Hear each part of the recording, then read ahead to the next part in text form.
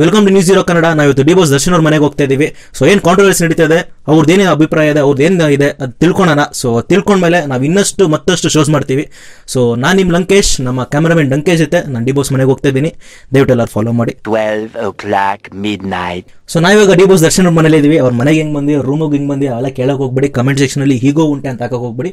Because is ಹೀಗೂ ಉಂಟೆ show ಅಲ್ಲ, ಹೀಗೂ ಉಂಟು ಶೋ. ಸೊ ಬನ್ನಿ, controversy is mean controversy first ಬನ್ನಿ ಎಲ್ಲ ಜಾಯ್ನ್ ಆಗೋಣ. ಸರ್ ಡಿ ಬಾಸ್ ಅವರೇ, ಸರ್ ಡಿ ಬಾಸ್ ಅವರೇ ಎದೋಳಿ ಸರ್, ಎದೋಳಿ ಸರ್. ಯಾಕೆ ಸರ್ ನೀವು ಫಸ್ಟ್ ಎದೋಳಿ ಸರ್, ಮಿಕ್ಕ ಆಮೇಲೆ ಹೇಳ್ತೀನಿ. ಎದೋಳಿ ಸರ್ ಫಸ್ಟ್. ಮಲ್ಕೊಂಡಿದ್ದೇನಪ್ಪ. ಸರ್ ನೀವು ಫಸ್ಟ್ ಎದೋಳಿ, ಫಸ್ಟ್ ನಾನು ಹೇಳ್ತೀನಿ ಎದೋಳಿ ಸರ್. ನಿಮ್ಮಿಂದ ನಾವಿದ್ದೀವಿ ಸರ್, ನೀವು ಫಸ್ಟ್ ಎದೋಳಿ ಸರ್, ಎದೋಳಿ ಸರ್. ಹಿಂದೆಂದು ಹೇಳ್ಬಿಟ್ಟು ಹಿಂದೆಂದನೇ ಚೂರಿ ಇರ್ತದೆ ಸರ್. ಏನದು ಅಂದ್ರೆ ಏನು ಸರ್, ನಮ್ಮ ಡಿ ಬಾಸ್ ಅವ್ರಿಗೆ ಆ ಥರ ಹೇಳೋಕ್ಕಲ್ಲ. ಅವ್ರು ಮೀಡಿಯಾ ಅವರಂದ್ರೆ ತುಂಬ ರೆಸ್ಪೆಕ್ಟ್ ಜಾಸ್ತಿ. ಬನ್ನಿ ಸರ್, ಬನ್ನಿ ನಮ್ಮ ಸ್ಟುಡಿಯೋಗೆ ಅವ್ರು ಬನ್ನಿ ಸರ್, ಬನ್ನಿ. 20 minutes later. ಸೊ ಇವಾಗ ನಮ್ಮ ಚಾಲೆಂಜಿಂಗ್ ಸ್ಟಾರ್ ದರ್ಶನ್ ಅವ್ರನ್ನ ನಾವು ಇಂಟರ್ವ್ಯೂ ಮಾಡ್ತಾ ಇದೀವಿ. ನಮ್ಮ D boss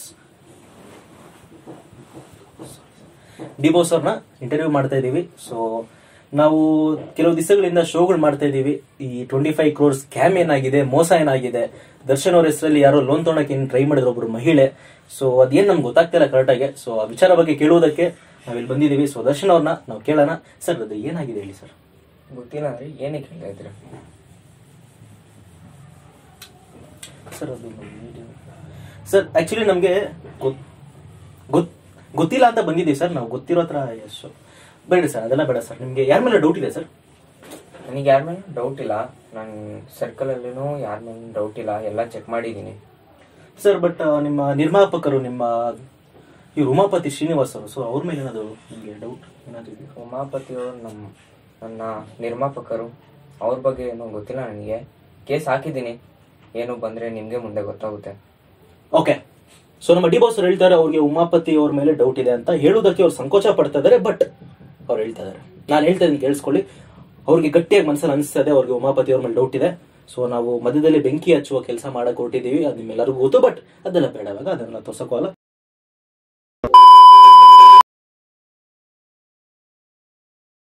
3:28 AM. Welcome to news zero Kannada. ನಾನು ನಿಮ್ಮ ಲಂಕೇಶ್. ಸೊ ಹಳೆ ಎಪಿಸೋಡ್ ಅಲ್ಲಿ ನೋಡಿರ್ಬೋದು, ನಮ್ಮ D boss challenging star Darshan ಅವರು ಇಂಡೈರೆಕ್ಟ್ ಆಗಿ ಉಮಾಪತಿ ಅವ್ರ ಮೇಲೆ ನನಗೆ ಡೌಟ್ ಇದೆ ಅಂತ ಹೇಳಿದ್ರು. ಸೊ ನಮ್ಮ ತಮ್ನೇಲ್ ಕೂಡ ತುಂಬಾ ಕ್ರಿಯೇಟಿವ್ ಆಗಿ, ತುಂಬಾ ಆರ್ಟಿಸ್ಟಿಕ್ ಆಗಿ ಹಾಕಿದ್ವಿ. ತುಂಬಾ ಚೆನ್ನಾಗಿತ್ತು. Love the editor, yeah fantastic. So ಇವತ್ತು ಅದನ್ನ ಕ್ಲಾರಿಫೈ ಮಾಡೋದಕ್ಕೆ ನಮ್ಮ ಉಮಾಪತಿ ಅವ್ರನ್ನ ಕರೆದಿದ್ದೀನಿ ನಾನು ಸ್ಟುಡಿಯೋಗೆ. ಸೊ ಉಮಾಪತಿ ಅವರೇ ಬನ್ನಿ sir. Tomorrow for sure. So Umapathi ಅವ್ರು ನಮ್ಮ ಸ್ಟುಡಿಯೋಲಿ ಇದ್ದಾರೆ.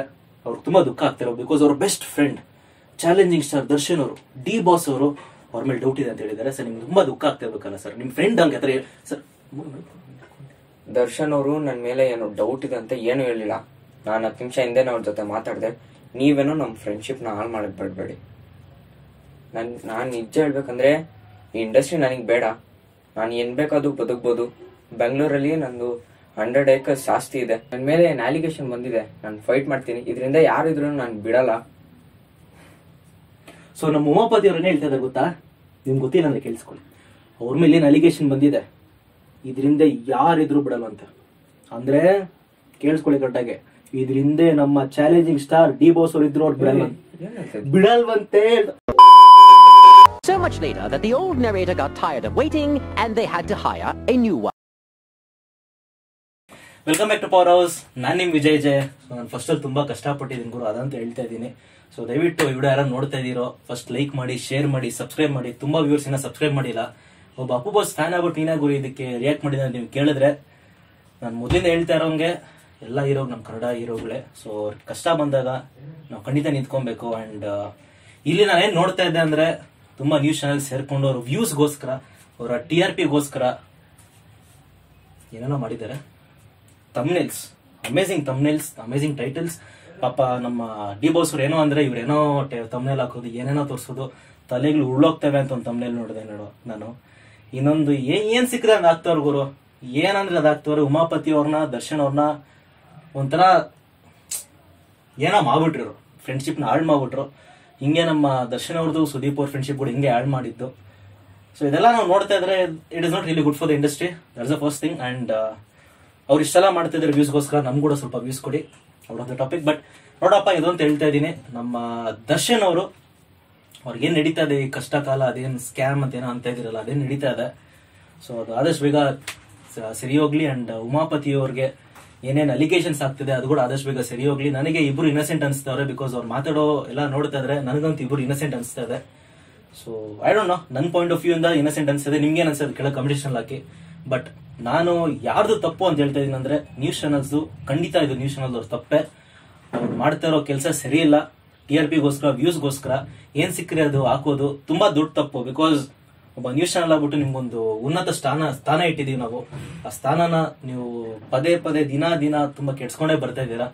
ನಮ್ಮ ಅಪ್ಪು ಬಾಸ್ ಕೂಡ ಅವಾಗ ಸ್ವಲ್ಪ ಕೆಟ್ಟದಾಗ ಮಾಡ್ತಾ ಇರ್ತೀರಾ. ಸೊ ಅದೆಲ್ಲ ಸ್ವಲ್ಪ ನೋಡ್ಕೊಂಡ್ ಮಾಡಿ. ಸೊ ಇಷ್ಟ ಹೇಳ್ತಾ ವಿಡಿಯೋನ ಕಂಕ್ಲೂಡ್ ಮಾಡೋಣ.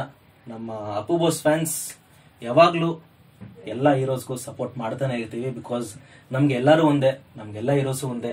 ಅಂಡ್ ದರ್ಶನ್ ಸರ್ ಅಂದ್ರೆ, because many Appu boss fans ನೀವು ನೋಡಿದ್ರೆ ತುಂಬಾ ಜನರು ದರ್ಶನ್ ಸರ್ ಕೂಡ ಇಷ್ಟಪಡ್ತಾರೆ, ತುಂಬಾ ಜನರು ಯಶ್ ಸರ್ ಕೂಡ ಇಷ್ಟಪಡ್ತಾರೆ, ತುಂಬಾ ಜನರು ಸುದೀಪ್ ಸರ್ ಕೂಡ ಇಷ್ಟಪಡ್ತಾರೆ. ಸೊ ಹಂಗಾಗಿ ನಾವ್ ಯಾರು ಹೇಟ್ ಮಾಡಕ್ ಆಗಲ್ಲ. Because at the end of the day Appu fans ಅಂದ್ರೆ ನಾವು ಕನ್ನಡಿಗರೇ. ಸೊ ಕನ್ನಡಿಗರು ಸಪೋರ್ಟ್ ಮಾಡಿಲ್ಲ ಅಂದ್ರೆ ನಾವೆಲ್ಲಿ ಹೋಗೋದು? ಸೊ ಇದು ಮ್ಯೂಚುವಲ್ ರೆಸ್ಪೆಕ್ಟ್ ಇರ್ಲಿ, ಮ್ಯೂಚುವಲ್ ಅಂಡರ್ಸ್ಟ್ಯಾಂಡಿಂಗ್ ಇರ್ಲಿ.